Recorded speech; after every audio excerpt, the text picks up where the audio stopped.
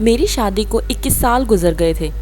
آج میری بیوی چاہتی تھی کہ میں کسی اور عورت کو باہر رات کے کھانے کے لیے لے کر جاؤں۔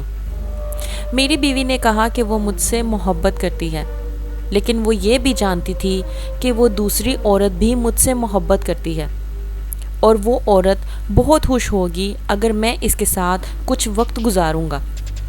دوسری عورت جس کا ذکر میری بیوی کر رہی تھی وہ اور کوئی نہیں، میری اپنی امی تھی۔ وہ 19 سال پہلے بیوہ ہو چکی تھی، لیکن میرا کام اور پھر میرے 3 بچے میرے لیے بہت بڑی ذمہ داری تھے کہ میں بمشکل ہی اپنی امی سے مل پاتا تھا۔ اس رات میں نے اپنی امی کو کال کی اور انہیں کھانے کے لیے مدعو کیا۔ انہوں نے مجھ سے پوچھا میں ٹھیک تو ہوں، کیونکہ آج سے پہلے میں نے کبھی ان کے لیے شاید ایسے وقت نہ نکالا تھا۔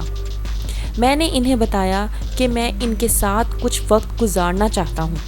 وہ یہ سن کر بہت خوش ہوئیں، کیونکہ اتنے سال بعد انہیں اپنے بیٹے کے ساتھ وقت گزارنے کا موقع ملا تھا۔ جمعے کے دن آفس سے فارغ ہو کر میں انہیں لینے کے لیے پہنچا۔ میں بھی کچھ گھبرا رہا تھا، کیونکہ کچھ بھی ہو اتنے سال بعد اپنی امی سے ملنے میں بھی مجھے ہچکچاہٹ محسوس ہو رہی تھی۔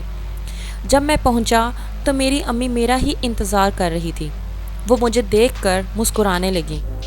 انہوں نے مجھے بتایا کہ انہوں نے اپنے سب دوستوں کو بتایا کہ آج ان کا بیٹا صرف ان کے لیے وقت نکال کر انہیں کھانے پر لے جا رہا ہے۔ یہ سن کر ان کے سب دوست بہت متاثر ہوئے۔ ہم ایک ریسٹورنٹ پہنچے۔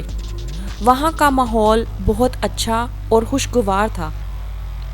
بیٹھنے کے بعد مجھے مینیو پڑھنا تھا، کیونکہ اب امی تو صرف وہی لفظ پڑھ پا رہی تھی جو بڑے حروف میں تھے۔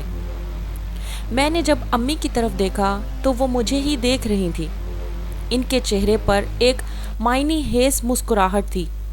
انہوں نے مجھے کہا کہ وہ ہمیشہ مجھے مینیو پڑھ کر سناتی تھی جب میں چھوٹا تھا۔